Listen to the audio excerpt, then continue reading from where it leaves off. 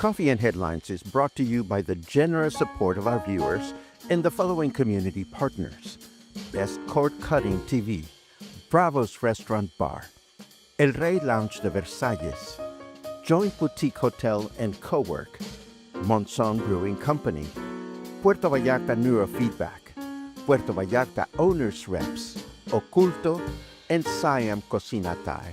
Thank you for your support, and thank you for supporting our community partners.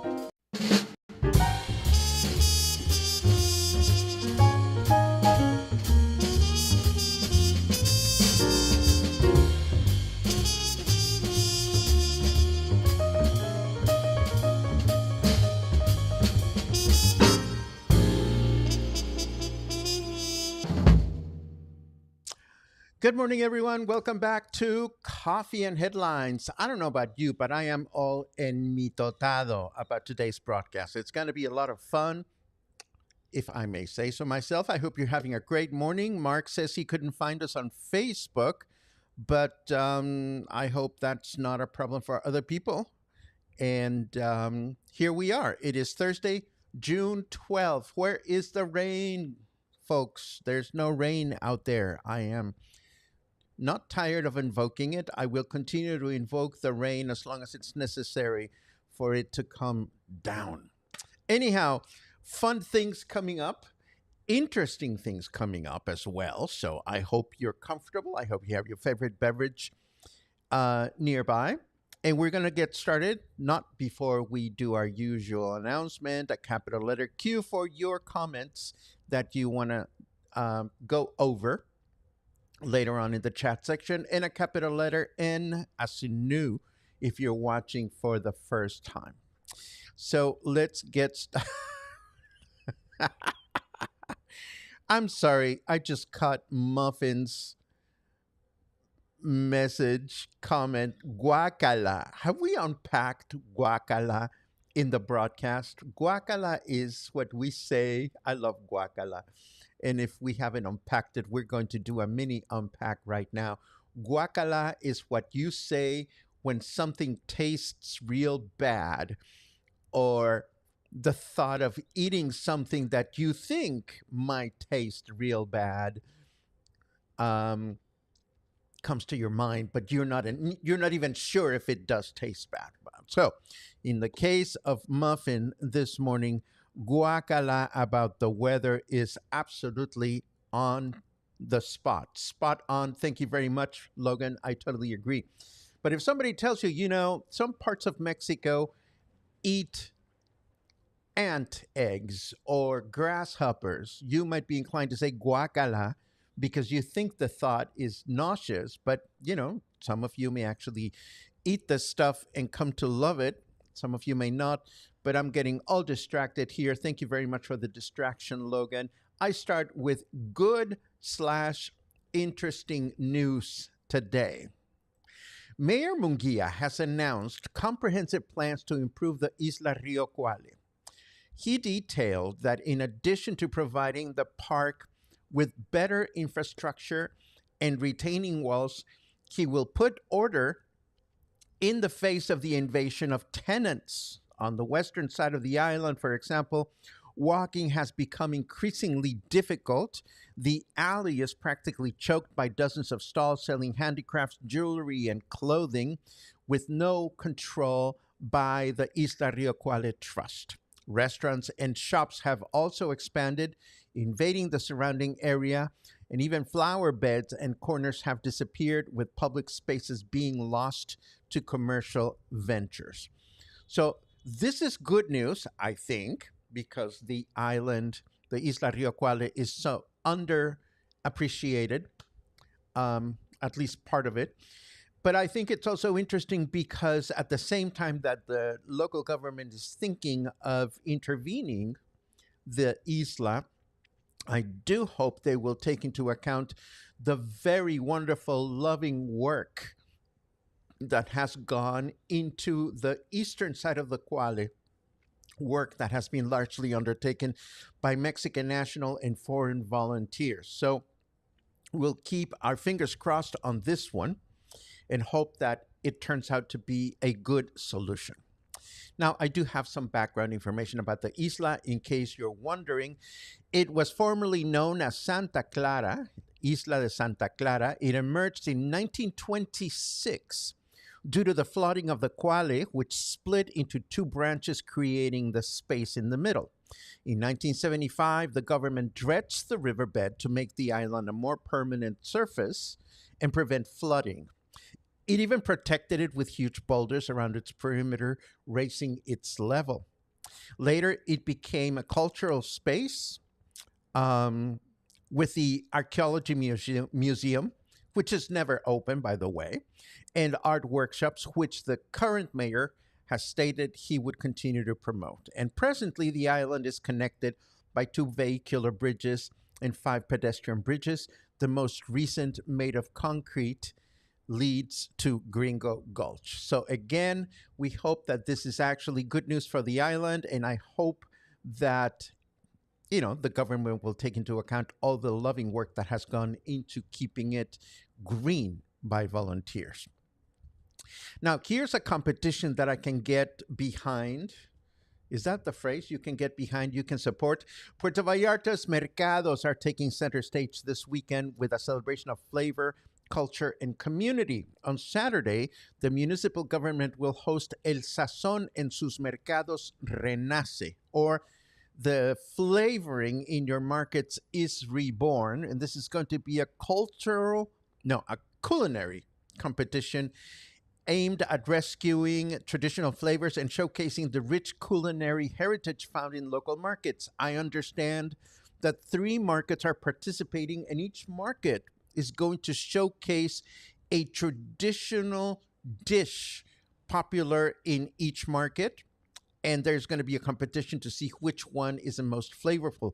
This is going to take place at the Emiliano Zapata Municipal Mercado on Lázaro Cárdenas Street from 4 to 8 p.m. on Saturday. And this is free for the public to attend. So if you are in the neighborhood, this is something you may want to go check out. In other news, President Claudia Sheinbaum informed the Permanent Commission of the Congress of the Union that she will be absent from the national territory for a working visit to Canada. Next week, on June 16 and 17, she will be participating in the G7 summit, which will take place in, again, Canada. The Group of Seven, or G7, is an informal grouping of seven of the world's advanced economies and the European Union. Its members meet annually at the G7 summit to discuss global economic and geopolitical issues. This year should be very interesting, and we're going to leave it at that for the time being. There are two new low-pressure systems brewing in the Pacific, which experts will be monitoring throughout the coming days. The first one is presently located close to the coast of Oaxaca, and the second one follows behind near the coast of Chiapas. I continue to wonder, where did the rain go? Let's see what Snarky Weather Man has to say about that. Sea levels would rise by over 200 feet if all the ice in Antarctica were to melt. Yes, that is a threat. That sounds like a serious threat, if you ask me. It's 29 degrees out there. Humidity is at 68%, and our forecast for today, according to Snarky Weatherman, says it's going to be humid. Nothing new there. With partly cloudy skies throughout the day, a chance of rain of 31%, a high of 31, and a low of 25. Tomorrow, Friday, overcast skies in the morning with thunderstorms in the afternoon, a chance of rain of 55%, a high of 31, and a low of 26. Rain in the evening, the forecast says. And then on Saturday, we can expect mostly cloudy skies in the morning with thunderstorms in the afternoon, a chance of rain of 75%. So this might be a rainy weekend, a high of 32, and a low of 26. I continue to keep my fingers crossed as far as all this rain business is concerned. Now, I have an update from yesterday. As you know, yesterday I went to the Joint Boutique Hotel to record interviews with three people. One of those three people didn't show. It was the young child prodigy Angelo or Angelou. He didn't show. I hope nothing happened. I did say in my acknowledgement that I certainly hope he would show up with a parent or a guardian because he's underage. I hope that didn't turn him off. But who did show up were my dear friend and community partner Stan Wagner, who has partnered with Gloria Fiona to create a series of wellness experiences that combine neurofeedback and vocal yoga. You might be thinking, do I need vocal yoga if I'm not even a singer? And I'm going to tell you, you do. And we're going to find out more about that in the interview as soon as I edit it. But here's something that was unexpected and I enjoyed very much. After the interview was over, I learned that Gloria Fiona sings at La Catrina Cantina on Wednesday afternoons. So we decided to go check it out. And this was the first time that I heard her voice, and her voice is beautiful. She's an awesome singer. Full disclosure, I continue to not relate much or well with instances of singers performing with tracks. It's just not my cup of tea, but I was really happy to be there. I had not been at La Catrina Cantina for quite some time, certainly not in the middle of the afternoon, and certainly not in the summertime. And it was extremely comfortable to be there. You get in there, it's air conditioned. They have beautiful looking waiters that are very kind. And I was quickly provided with a pina colada and then a second one. So that was kind of like my dinner yesterday. And smart decision, they bring you popcorn. Very nicely spiced popcorn, I might say, so that you can get thirsty and continue ordering cocktails. Not a bad idea. So, shout out to Juan Alvarado and his staff at La Catrina Cantina. What a comfortable place to enjoy, particularly this time of the year when it's so hot out there. My friend Stan and I enjoyed most of Gloria's set.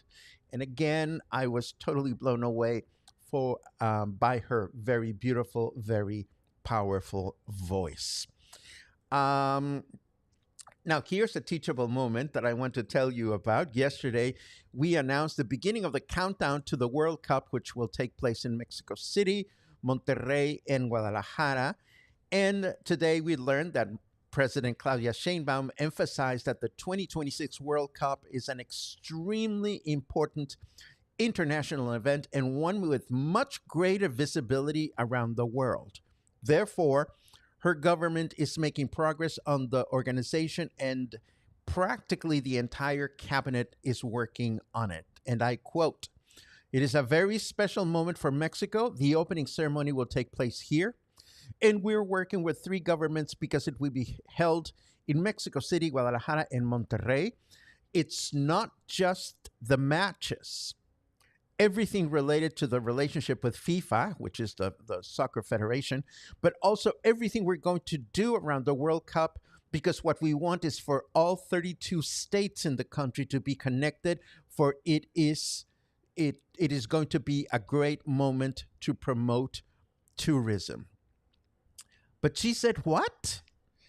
Check out the word importantisisísimo, which Claudia Sheinbaum used, which provides us now with a lovely, unexpected, teachable moment around the suffix ísimo and ísima. This is a suffix that is used in Spanish to create an absolute superlative of adjectives and some adverbs. And it indicates that the quality or characteristic expressed by the adjective is extremely high. Let's have some fun with that. If I say to you, te quiero, I say, I love you. If I say to you, te quiero mucho, that means I love you a lot.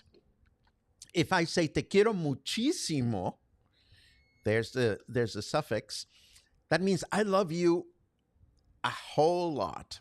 But then if I use the informal te quiero muchísimo, which is not an actual word, but we use it all the time, that means I feel shitloads of love for you. And that is the fun with isimo or isima. If you go out and get high, you might say estoy pacheco. If you got high as a kite, you might say me puse pachequísimo.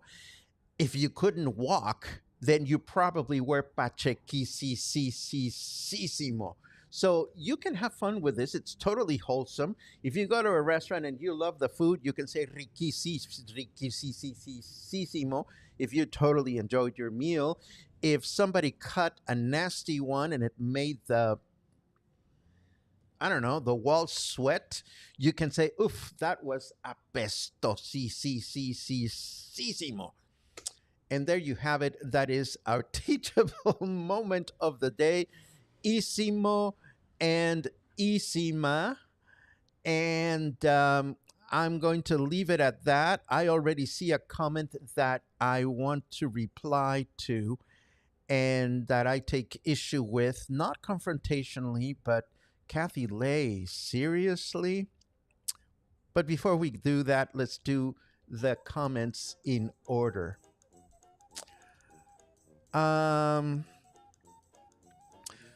Let's see.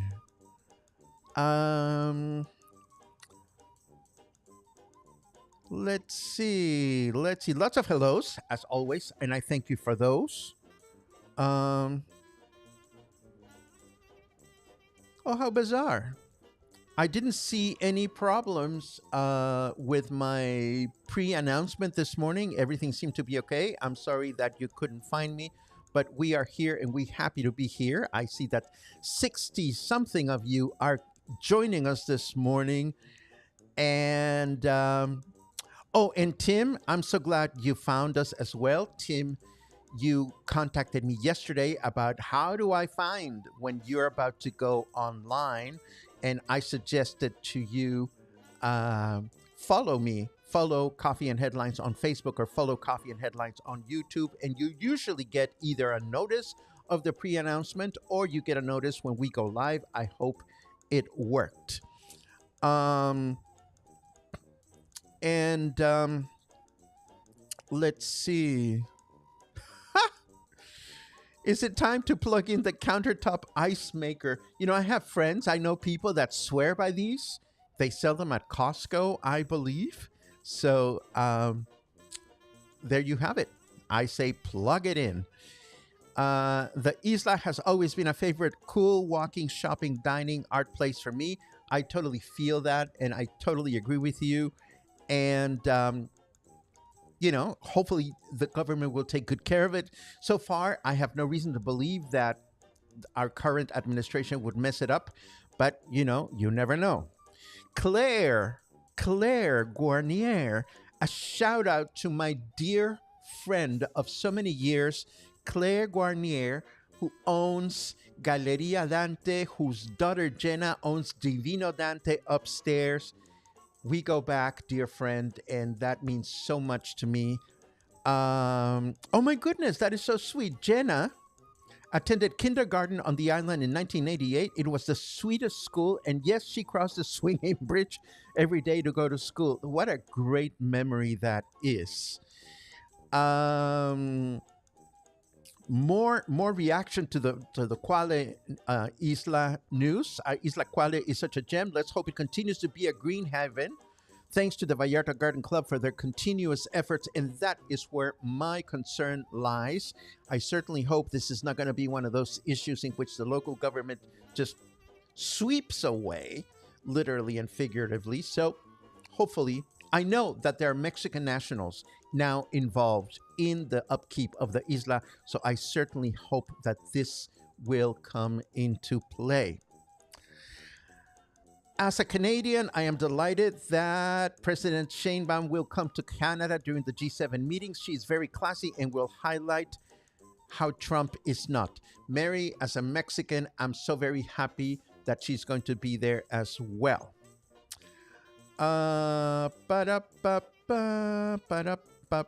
ba. Laura asks, what is vocal yoga? Do you chant healing sayings? Never heard of this? Well, you're going to find out in the interview, which again, I'm going to edit in the near future. And I have to say, Kathy, your comment makes me so very sad. Not for me. It makes me sad for anyone who will turn an idea into a negative without knowing much about it. Now, please correct me. Maybe, Kathy, you are a vocal yoga expert. If you are, I would be curious to know why you think ouch, ugh, about the idea. Please let us know. But, you know, for anyone who puts down somebody's initiative without knowing anything or much of anything about it, and this is not about you, Kathy. I'm not going to finger point you. I'm going to finger point anyone that disapproves of something without knowing much about it. It just makes me sad because we all get that way at one point of our lives or another. My invitation to all is to don't go there. You know, find out, be curious, show up, learn more, click on the button. Because when we just decide that something is nasty or not pleasant without knowing much about it, it just turns us into sad people. And I don't wish that for anyone, not even you, Kathy. I appreciate you very much.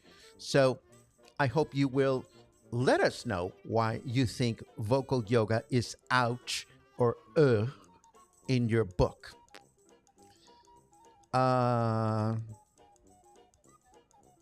Thank you very much, Stan. In vocal yoga, Gloria leads the group with her voice and a journey of centering and grounding. Gloria also includes singing bowls and drums to complement her voice. Well, if her vocal yoga voice is anything like her singing voice, which again I had the pleasure of hearing last night, I am sure it will be a very fulfilling experience. Thank you very much for that, Stan. I really appreciate your chiming in, and I'm looking forward to editing the wonderful interview you gave us yesterday. Let's see what else. Gotta show up when you say you will. Nothing else to add to that. It is important. It is important. Let's see what else. Que tengas un jueves felicísimo, or a very, very happy Thursday. Well, Gary, I hope you will have not only a felicísimo Thursday, I hope you will have a felicísimo Thursday. Take that. Let's see what else. I've heard of this, Linda Vasquez. I went to the Uncover Vallarta yesterday. It's a walking tour to see about 50 of Vallarta's amazing murals. Very informative tour. Well worth checking it out. Thank you for the tip.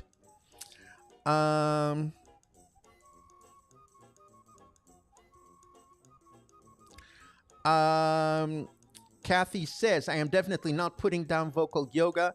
I have arthritic hips and shoulders from tennis and was just making a joke. It is unfortunate that what seemed funny to you did not seem funny to me.